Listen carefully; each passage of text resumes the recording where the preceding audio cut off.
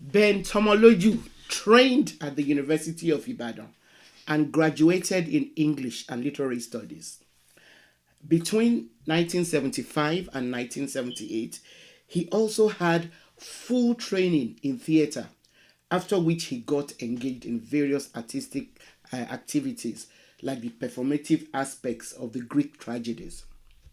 Some of his celebrated plays, which are way too numerous to mention here, include Let the Vanguard Come to Town, Jankari War, This Proverb, Muje Muje, Amono, Askari, Iphigenia Meets Ayelala, and many more. As a journalist, BT, or Pappy Ben, as he is fondly known, served as editor of the Guardian newspaper in Lagos and has since retiring from there continued to create, produce, and direct while also serving as a consultant on creative and media activities. As a singer songwriter, he has hundreds of chart topping numbers under his belt, including Ekbobiriki, the clarion call or anthem of Nigerian actors and theatre practitioners, Ajakumbo, the hit by Ras Kimono, and of course, the theme music for this channel, which he has graciously allowed us to use.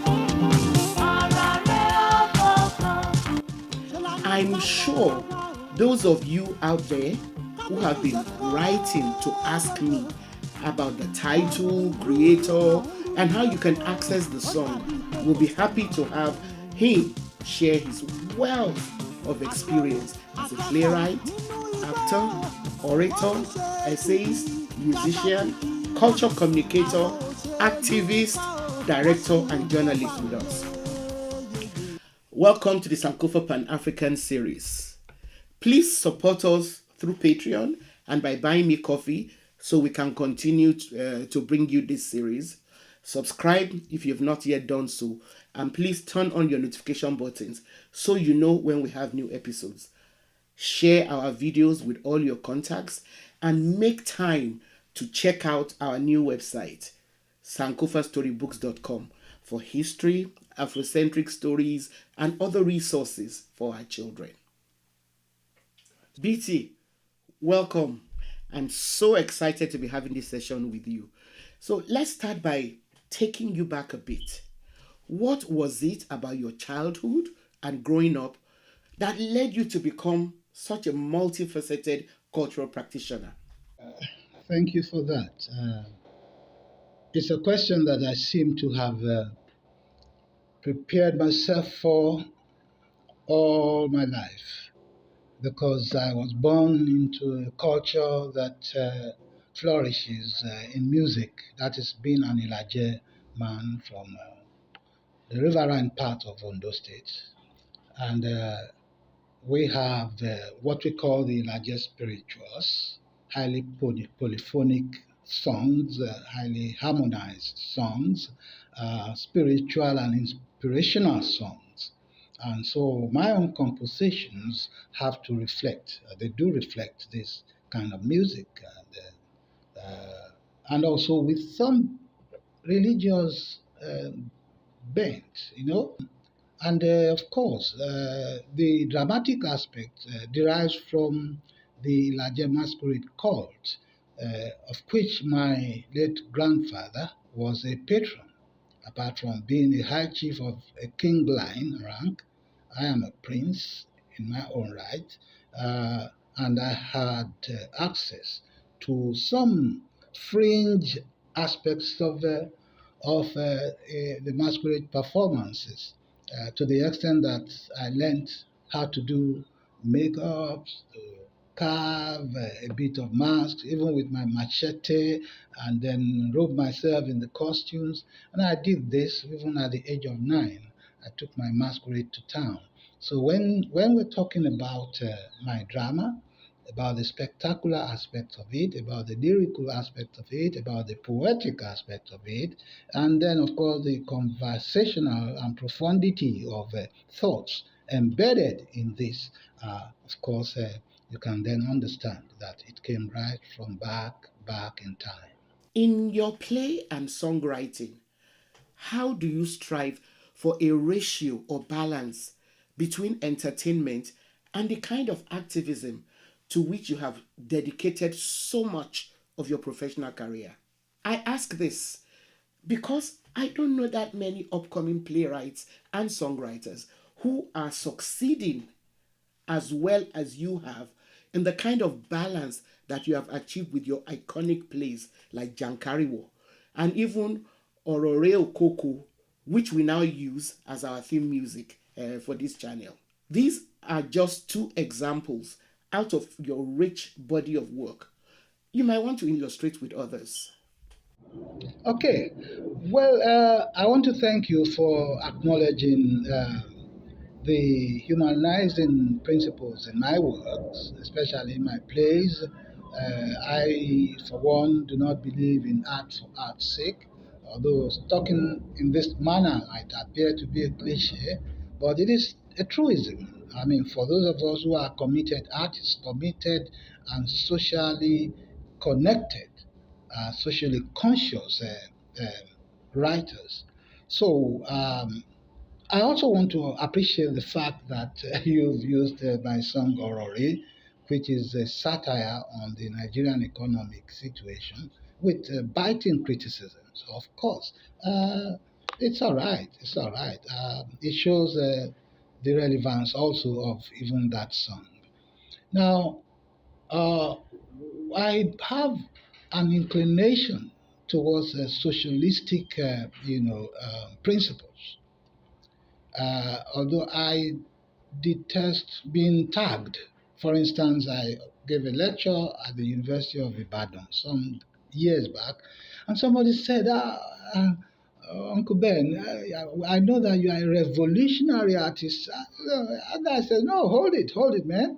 Don't tag me. I don't want to be called revolutionary. I don't know, because even revolutions have been betrayed and they've been cheapened, even in Nigeria here. So I don't want to be tagged, but I, of course, consciously work towards making my plays to address critical issues of society towards the redemption of that same society.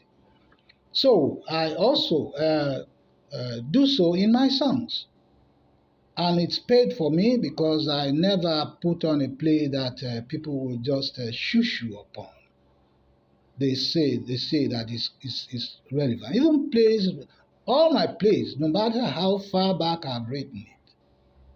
Cataclysm was written in the university days in the 70s, and somebody put it on stage in Abuja recently, and so I got the information that, well, it seems as if this is exactly what is happening in this country today. So it's something I'm proud of and I appreciate. But concerning the young ones, I hate to criticize them just like that. They have their own generation to run. They have their own parameters, their own standards. But of course, there has to be an enduring standard. I don't want to say that they are all doing it right. There are some of them who are just pecuniary in their dispositions. But I also want to mention there are some that are very fantastic in their works, who are socially conscious. Segun Adefila, Dagatola, and quite a number of them. Joshua Labi, these are young people that I appreciate and I think they're going places. As a veteran journalist, what are the challenges that you see facing the media in Nigeria today, especially as we approach what is turning out to be an epoch election in the annals of Nigeria? Okay. Journalism. Well, now I'm a veteran journalist. There's no tag again. I say no tag. A journalist remains a journalist anytime. You do your job the right way, do the right thing, and then you get the right result. However, uh, I am inclined to be critical of a new brand of intelligentsia, the Nigerian intelligentsia, crystallizing in even the senior journalists. Some of them have sold their souls to the mercantilist tendencies. In this era of politics, I've been uh, quite embarrassed by the relationship of some of my colleagues whom I had once respected to political prostitution, in which case black is not called black, but black is white and white is black. That kind of a paradoxical, ambivalent, portraiture of society.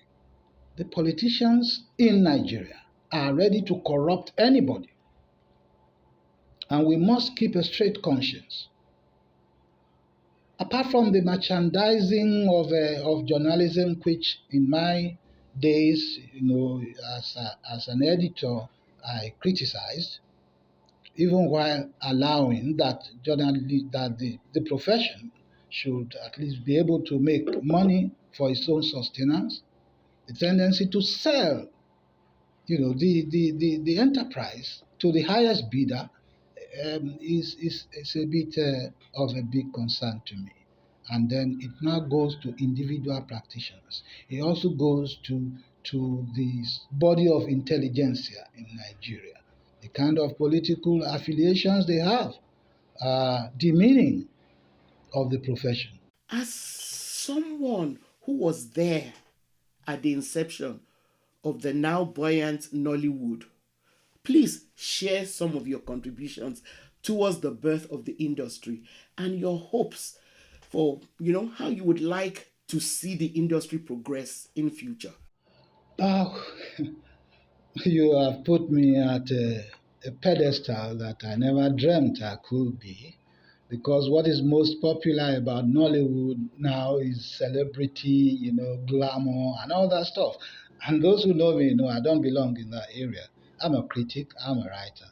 I haven't had much to do in terms of the Nollywood culture, popular culture as we know it today, beyond the fact that, yes, I was there at the inception, not as a performer as such, but more as a critic, more as a journalist, editor, reporter, somebody who sets the right agenda for a subsector which we consider very lucrative and which a number of people have taken advantage of, perhaps in the wrong way.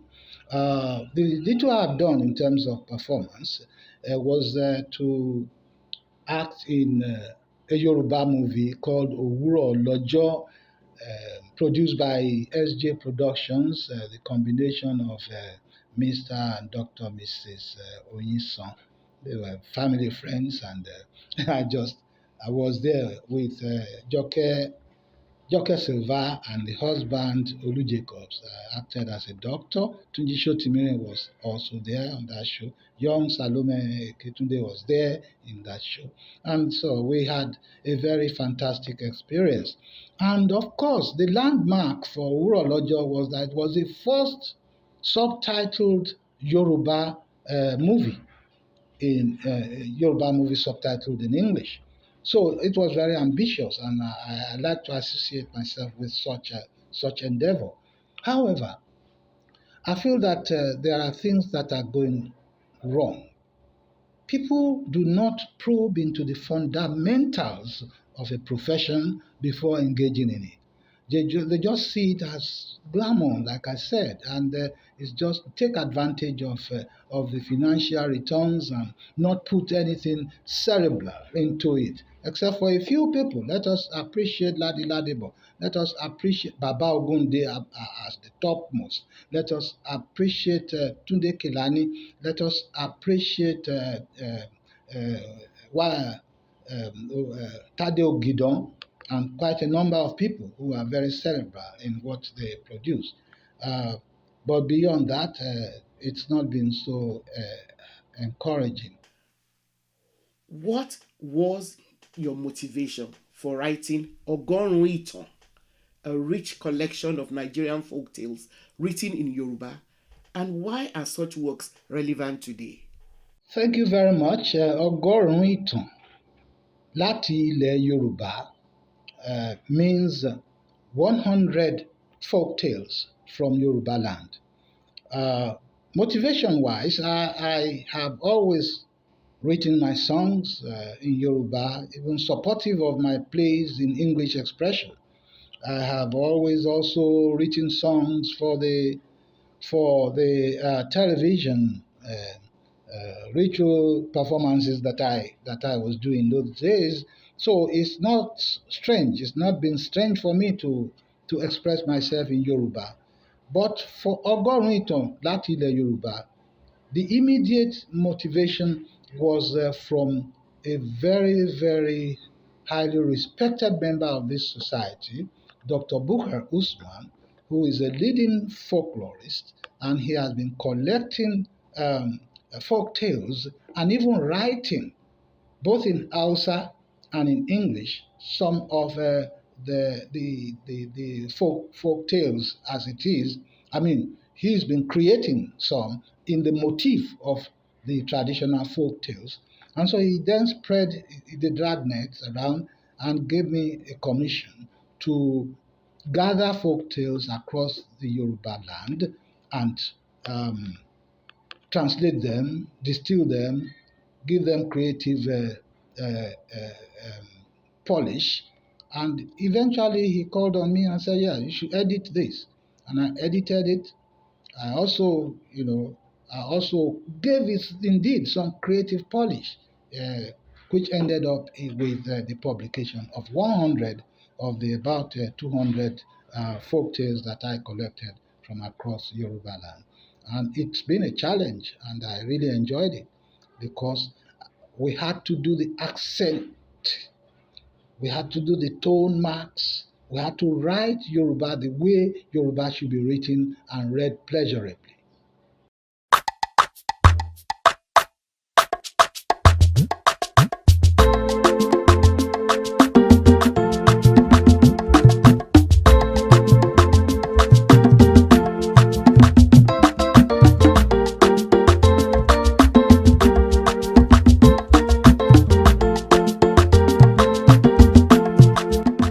This is something to take me back home to Ilaje, the coastal and riverine jewel of Ondo State, right here in Nigeria.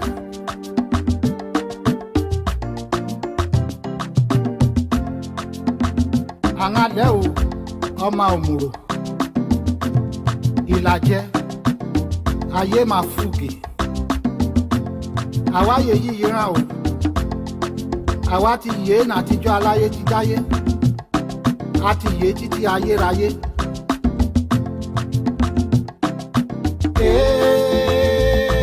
Orígo, orígo, orígo mẹ́ta bọ̀dé rà, orígo, èyí mo lẹ́gbà bọ̀dé nílẹ̀ àorígo.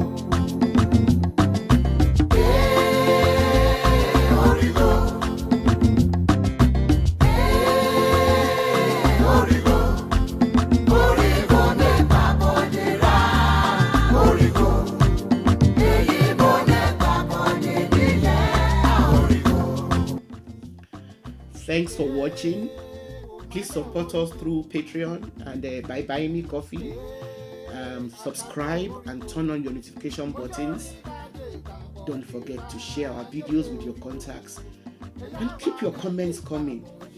Also, check out our new website, sankofa storybooks.com, for history, Afrocentric stories, and other resources for our children.